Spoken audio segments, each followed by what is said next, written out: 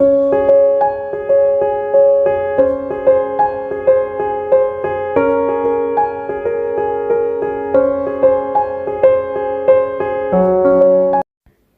Friends, எல்லோரும் எப்படி இருக்கீங்க? இன்றைக்கி நம்மளோட சேனலில் ஒரு சூப்பரான vlog வந்து பார்க்கலாம். எங்கள் வீட்டில் யூபிஎஸ் பேட்ரி வந்து யூஸ் பண்ணிகிட்ருக்கோம். அதோட பேட்ரி வந்து பார்த்திங்கன்னா சுத்தமாக போயிடுச்சுங்க ஒரு 6 மாதத்துக்கு முன்னாடியே. இப்போ மாற்றலாம், அடுத்த மாதம் மாற்றலாம் அப்படின்னு சொல்லி நினச்சி தள்ளி தள்ளி போட்டு நாங்கள் அந்த பேட்ரி போயிடுச்சு அப்படிங்கிறத மறந்துட்டோம். இடையில ஒரு நாள் கரண்ட் போச்சு. அப்போ தான் ஞாபகம் வந்தது, ஆஹா நம்ம வீட்டில் பேட்ரி போயிடுச்சு அப்படிங்கிறது. ஸோ அதுக்கப்புறம் தான் பார்த்திங்கன்னா அரேஞ்ச் பண்ணி புது பேட்ரி வாங்கி இப்போ தான் இன்ஸ்டாலேஷன் பண்ணி முடித்தோம்.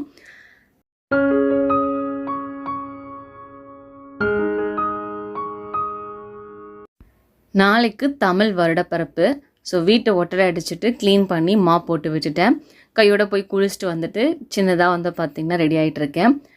என்ன தான் வீட்டில் இருந்தாலும் கொண்டை போட்டுட்டு அப்படி இப்படின்னு இல்லாமல் நம்ம வரைக்கும் வந்து பார்த்திங்கன்னா கொஞ்சம் ப்ளசண்ட்டாக இருக்கணும்.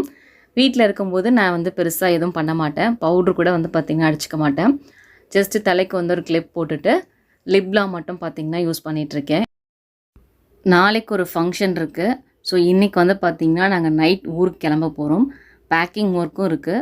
ஸோ என்னடா சாரீ கட்டலான்னு சொல்லிட்டு நானும் ஒரு 2-3 நாளாக யோசிக்கிறேன். ஃபங்க்ஷன் அப்படின்னும் போது நம்ம கொஞ்சம் பட்டு புடவை மாதிரி தான் கட்டிட்டு போவோம். சம்மர் ஸ்டார்ட் ஆகிடுச்சு இல்லையா? ஸோ அந்த மாதிரி கட்ட வேணாம் அப்படின்னு சொல்லிட்டு சிம்பிளாக இருக்கணும், அதே சமயம் கொஞ்சம் கிராண்டாக இருக்கணும் அப்படிங்கிறதுக்காக என்ன புடவை கட்டலான்னு சொல்லி பீரோவை திறந்து வச்சுட்டு யோசிக்கிறதுலேயே பாதி நேரம் போயிடுச்சு. ஃபைனலாக இந்த புடவை தான் பார்த்திங்கன்னா கட்டலான்னு சொல்லிட்டு எடுத்து வச்சுருக்கேன். என்னோடய ஹஸ்பண்ட் காலைல ஒர்க் கிளம்புறதுக்கு முன்னாடியே அவருக்கு என்னென்ன தேவையோ அது எல்லாத்தையும் எடுத்து வச்சுட்டு போயிட்டாங்க. இனிமேல் நான் இதெல்லாத்தையும் எடுத்து வச்சு பேக் பண்ணுறது மட்டும்தான் வேலை.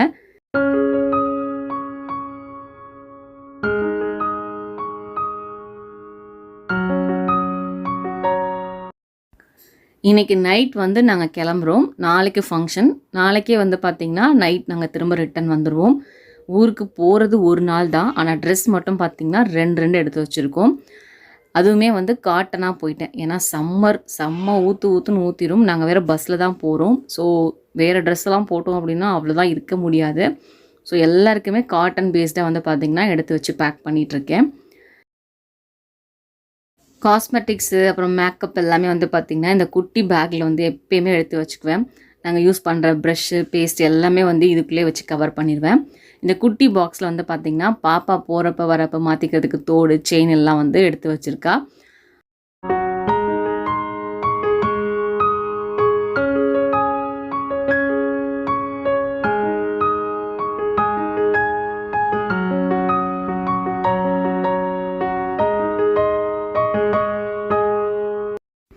ஒரு வழியாக பேக் பண்ணுறது எல்லாத்தையும் பேக் பண்ணி வச்சுட்டு நைட் போட்டு போகிற ட்ரெஸ்ஸை மட்டும் மேலாவில் எடுத்து வச்சுருக்கேன்.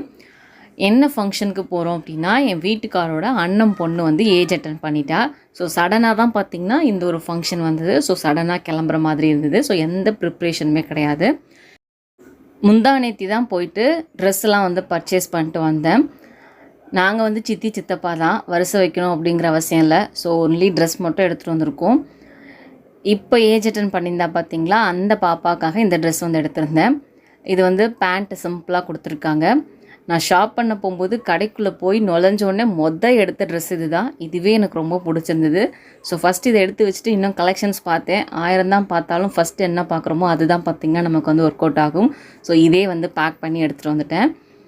இதோட கலர் காம்பினேஷன் தான் எனக்கு ரொம்பவே பிடிச்சிருந்தது. நல்ல ஒரு ராணி பிங்க் கலரு, கீழே வந்து பார்த்திங்க அப்படின்னா ஆஷ் கலரும் இல்லாமல் ஒயிட் கலரும் இல்லாமல் 2மே கலந்து நல்ல ஒரு காம்பினேஷனில் கொடுத்துருந்தாங்க. பேக் சைடு வந்து பார்த்திங்கன்னா இந்த மாதிரி சிம்பிளாக நாட் மட்டும் கட்டுற மாதிரி இருந்தது. என் பொண்ணுக்கு இந்த ட்ரெஸ் ரொம்பவே பிடிச்சிருந்தது. அம்மா இந்த ட்ரெஸ் நான் வச்சுக்கிட்டுமான்னு கேட்டால், அவளுக்கு சைஸ் பெருசு, நான் இந்த மாதிரி உனக்கு ஒன்று எடுத்து தரேன்டா அப்படின்னு சொன்னேன். ஸோ அவள் வச்சு அழகாக பார்த்துட்டு இருந்தா. அடுத்ததாக வந்து பார்த்திங்கன்னா என்னோட இன்னொரு அக்கா பொண்ணுக்கு தான் இதை வந்து எடுத்துகிட்டு போயிட்டுருக்கேன். அதாவது என் வீட்டுக்காரோட பெரிய அண்ணன் பொண்ணுக்கு தான் இந்த ட்ரெஸ் எடுத்திருக்கேன். பாப்பா ஏஜ் அட்டன் பண்ணும்போது கொரோனா டைமில் அட்டன் பண்ணா. ஸோ அப்போ போக முடியல, அவளுக்கு எதுவுமே நாங்கள் செய்யவும் இல்லை. ஸோ இந்த டைம் போகிறோம், அப்படியே அவளுக்கும் சேர்த்து ஒரு ட்ரெஸ் எடுத்து கொடுத்துடலாமேன்னு சொல்லிட்டு அவளுக்கும் வந்து பார்த்திங்கன்னா ட்ரெஸ் வந்து எடுத்துகிட்டு வந்துட்டேன். ஃபஸ்ட்டு நீங்கள் பார்த்தது என்னோடய செலெக்ஷன். 2வது இந்த க்ரீன் வந்து பார்த்திங்கன்னா என்னோடய ஹஸ்பண்ட் செலெக்ஷன். எனக்கு இது வந்து பர்டிகுலராக பிடிக்கல, ஏன்னா அந்த பாப்பாவுக்கு இது கலர் செட் ஆகாதுன்னு எனக்கு தோணுச்சு. ஆனால் என் வீட்டுக்கார் இதுதான் நான் எடுப்பேன்னு சொல்லிட்டு எடுத்துகிட்டு வந்திருக்காரு. நல்ல ஒரு பாட்டில் க்ரீன் கலரில் நல்ல ஜரி வச்சு சூப்பராக வந்து பார்த்திங்கன்னா எம்ப்ராய்டரி ஒர்க்லாம் கொடுத்துருந்தாங்க.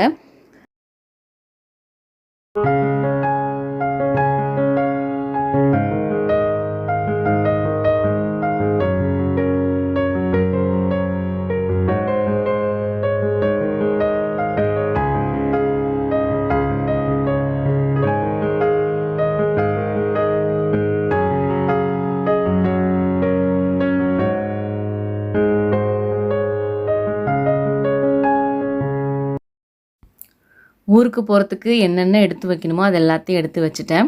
ஹஸ்பண்ட் வந்து ஆஃப் டே லீவ் போட்டு வரேன்னு சொல்லியிருக்காங்க. அவங்க வந்ததுக்கப்புறமா ஸ்நாக்ஸ் எல்லாம் வாங்க வேண்டியது இருக்குது. அதை வாங்கிட்டோம் அப்படின்னா அவ்வளோதான். இன்றைக்கி மதியத்துக்கு மட்டும்தான் லன்ச் வந்து ரெடி பண்ணுறேன். இதுவே வந்து பார்த்திங்கன்னா கொஞ்சமாக தான் பண்ண போகிறேன். ஏன்னா மதியம் சாப்பிட்டுட்டு எல்லா பாத்திரத்தையும் விளக்கி வச்சுட்டு நைட்டு ஊருக்கு வந்து கிளம்பணும். ஸோ இன்றைக்கி வந்து பெருசாக எந்த மெனுவும் பிளான் பண்ணல. தயிர் சாதம் பண்ணிவிட்டு வீட்டில் புதினா இருக்குது, அப்படியே விட்டுட்டு போனேன் அப்படின்னா வீணாக போயிடும். ஸோ புதினா துவையல் தான் அரைக்க போகிறேன். கூட வந்து பார்த்திங்கன்னா உருளைக்கிழங்கு வறுவல் வந்து பண்ணிக்கலாம் அப்படின்னு சொல்லிட்டு தான் பிளான் பண்ணிவிட்டு இப்போ ரெடி பண்ணிகிட்ருக்கேன். ஒலை வந்து நல்லா கொதிச்சிருச்சு. அரிசியும் வந்து கழுவிட்டு போட்டாச்சு.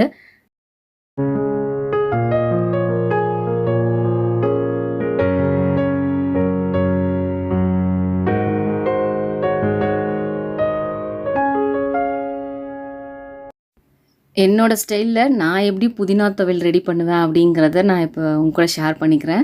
கடாய் வச்சுட்டு தேவையான அளவுக்கு எண்ணெய் விட்டுக்கலாம். கடுகு உளுந்தம்பருப்பு 1 ஸ்பூன் போட்டு நல்லா பொரிய விடுங்க. அதுக்கப்புறமா புதினா இலைகளை சேர்த்துட்டு கூடவே தேவையான அளவுக்கு தேங்காய் சேர்க்கணும். அதுக்கப்புறம் காரம் பொறுத்து பச்சை மிளகாய் சேர்க்கணும். சிறு நெல்லிக்காய் அளவுக்கு புளி சேர்த்துட்டு நல்லா வதக்கலாம். இது நல்லா வதங்கினதுக்கப்புறமா ஆற வச்சுட்டு மிக்சி ஜாரில் சேர்த்து அரைச்சோம் அப்படின்னா சூப்பரான புதினா துவையல் ரெடி ஆகிடுச்சு. சட்னியாக இருந்தால் தண்ணி அதிகம் சேர்க்கலாம். சட்னி இல்லாமல் துவையலாக அரைச்சோம் அப்படின்னா தண்ணி கம்மியாக சேர்த்து தான் அரைக்கணும். தயிர் சாதத்துக்கு நல்ல காம்பினேஷன் இந்த புதினா துவையல், ட்ரை பண்ணி பாருங்கள். கூடவே வந்து பார்த்திங்கன்னா உருளைக்கிழங்கு வறுவலுக்கும் ரெடி பண்ணிகிட்ருக்கேன். இன்றைக்கி உருளைக்கிழங்கை இந்த மாதிரி ரவுண்ட் ஸ்லைசஸாக கட் பண்ணிவிட்டேன். கொஞ்சமாக மிளகாத்தூள், உப்பு, மஞ்சத்தூள் போட்டுட்டு கடைசியாக இறக்க போகிற நேரத்தில் கரம் மசாலா போட்டு இறக்கி வச்சுட்டேன். தயிர் சாதம் தான் பண்ண போகிறோம் அப்படிங்கிறனால சாதத்தை கொஞ்சம் குலைவாக வடித்து வச்சுருந்தேன். தேவையான அளவுக்கு தயிர், கருவேப்பிலை, மல்லி நல்லா பொடியாக கட் பண்ணிக்கிட்டு, பச்சை மிளகாய் வந்து பார்த்திங்கன்னா நல்லா பொடியாக கட் பண்ணிக்கிட்டேன். இப்போ தாளித்து கொட்டிட்டு ஃபஸ்ட்டு நம்ம நல்லா இதை கிளறிக்கணும். அதுக்கப்புறமா தான் நம்ம பால் வந்து இதில் சேர்க்கணும். நான் தயிர் கம்மியாக சேர்த்துட்டு பால் வந்து அதிகமாக சேர்ப்பேன். அப்போ வந்து பார்த்திங்கன்னா தயிர் சாதம் சீக்கிரத்தில் புளிச்சு போகாது. பால் சேர்க்கறதுனால நல்ல டேஸ்ட்டும் வந்து பார்த்திங்கன்னா உங்களுக்கு கிடைக்கும். லன்ச் எல்லாம் முடிச்சாச்சு. தலை தயிர் சாதம் ரெடி பண்ணிட்டேன். அதுக்கு காம்பினேஷனாக உருளைக்கிழங்கு வறுவல், சைடிஷாக வந்து பார்த்திங்க அப்படின்னா புதினா துவையல். நானும் பாப்பாவும் முன்னாடியே போட்டு சாப்பிட்டோம். ஏன்னா அவர் வரத்துக்குள்ளே எங்களுக்கு பசிக்க ஆரம்பிச்சிருச்சு. என் வீட்டுக்கார் வந்தோடனே செம்ம பசி போல். என்ன சாப்பாடு செஞ்சேன்னு கேட்டார். தயிர் சாதம் தான் சொன்னேன். என்னது தயிர் சாதமா அப்படின்னு சொல்லி சலிச்சுக்கிட்டாரு. ஃபஸ்ட்டு நீங்கள் உட்காந்து சாப்பிடுங்க, செம்மையாக இருக்குன்னு சொன்னேன். அவரும் சாப்பிட்டுட்டு சூப்பராக இருக்குது அப்படின்னு சொல்லியிருந்தார்.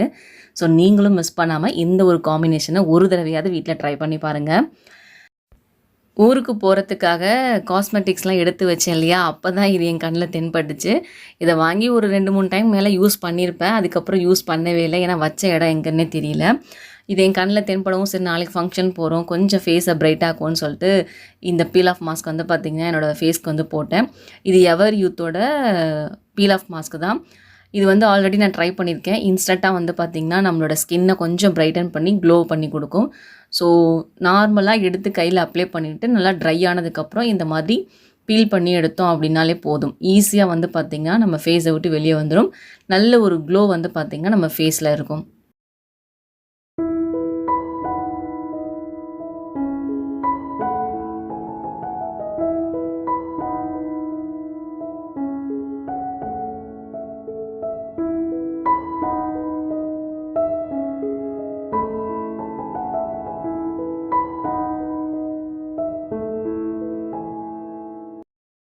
நாளைக்கு தமிழ் வருடப்பிறப்பு இல்லையா, ஸோ வீட்டில் நாங்கள் இருக்க மாட்டோமேன்னு சொல்லிட்டு இன்றைக்கி சாயந்தரமே வந்து சுவாமிக்கு பூவெல்லாம் வச்சு பூஜையெல்லாம் முடிச்சுட்டு சித்திரக்கனி காணுதலுக்காக தாம்பாளத்தில் எல்லாமே வச்சு ரெடி பண்ணிட்டேன்.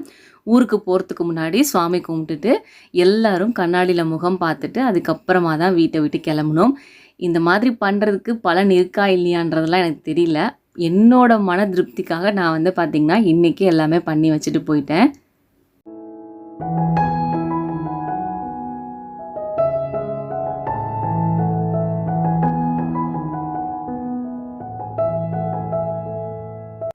எப்போதுமே நாங்கள் எங்கேயாவது போகிறோம் அப்படின்னா ட்ரெயின் புக் பண்ணி தான் போவோம். இந்த ஃபங்க்ஷன் வந்து சடனாக வந்ததுனால ட்ரெயினில் புக் பண்ண முடியல. சீட் வந்து அவைலபிள் இல்லை. ஸோ பஸ்லேயே போகலான்னு சொல்லிட்டு பிளான் பண்ணியாச்சு. கூட மாமனார், மாமியார், நாத்தனார் எல்லோரும் சேர்ந்து தான் வந்து போகிறோம். இந்த ட்ரிப் வந்து பார்த்திங்கன்னா ரொம்பவே ஜாலியாக இருந்தது. எக்ஸாம்லாம் முடிஞ்சதுக்கப்புறமா நாங்கள் போகிற மொதல் ட்ரிப் இது தான். ஒரு 8 மணிக்கெல்லாம் பஸ் ஸ்டாண்டை வந்து ரீச் பண்ணியாச்சு. எல்லோரும் வந்து கேதர் ஆனதுக்கப்புறமா ஹோட்டல் போயிட்டு டின்னர் முடிச்சுட்டு 9:30க்கு தான் பஸ்ஸுன்னு சொன்னாங்க. ஸோ அதுக்கப்புறம் பஸ்ஸில் ஏறி உட்காந்தாச்சு. நான் வேர்க்குதேன்னு சொல்லிட்டு கொஞ்சம் வெளியே வெயிட் பண்ணிகிட்டு இருந்தேன். டிரைவர் வந்து வண்டி எடுக்க போகிறோம் வாங்க போகலாம் அப்படின்னு சொல்லி கூப்பிட்டாங்க. டக்குன்னு ஏறி உட்காந்து நெக்ஸ்ட் டே மார்னிங் 4:30க்கெல்லாம் ரீச் ஆகிட்டோம். அண்ணா வந்து காரில் பிக்கப் பண்ணிட்டு போயிட்டாங்க. அண்ணி வீட்டில் போயிட்டு தூங்கி ரெஸ்ட் எடுத்துகிட்டு அதுக்கப்புறமா ஒரு 8 மணிக்கு மேலே தான் ஃபங்க்ஷனுக்கே கிளம்ப ஆரம்பித்தேன். என்னால் தான் வந்து பார்த்திங்கன்னா லேட் ஆகிடுச்சு. ஏன்னா அடித்து போட்ட மாதிரி தூக்கம் வந்துருச்சு. ஃபைனலாக கிளம்பி ரெடியாகி அந்த ஃபங்க்ஷனுக்கு வந்து வந்தாச்சு. ஃபங்க்ஷனும் வந்து பார்த்திங்கன்னா நல்லபடியாக நடந்து முடிஞ்சது. இனி ஃபேமிலியில் நிறைய ஃபங்க்ஷன்ஸ் வரப்போகுது அப்படின்னு தான் சொல்லணும். ஏன்னா எல்லோரும் ஏஜ் அட்டன் பண்ணுற ஸ்டேஜில் இருக்காங்க. ஸோ நிறைய ஃபங்க்ஷன்ஸ் வரப்போகுது. அது எல்லாத்தையுமே உங்கள் கூட வந்து ஷேர் பண்ணிக்க போகிறேன். இந்த vlog உங்களுக்கு பிடிச்சிருந்தால் லைக் பண்ணுங்கள். இந்த மாதிரி நிறைய vlogs நீங்கள் பார்க்கணும்னு நினச்சிங்கன்னா நம்மளோட சேனலை சப்ஸ்கிரைப் பண்ணிக்கோங்க. பக்கத்தில் இருக்க பெல் ஐக்கானையும் ப்ரெஸ் பண்ணிக்கோங்க. ஏதாவது நிறை குறைகள் இருந்தால் கீழே கமெண்ட்டில் சொல்லுங்கள்.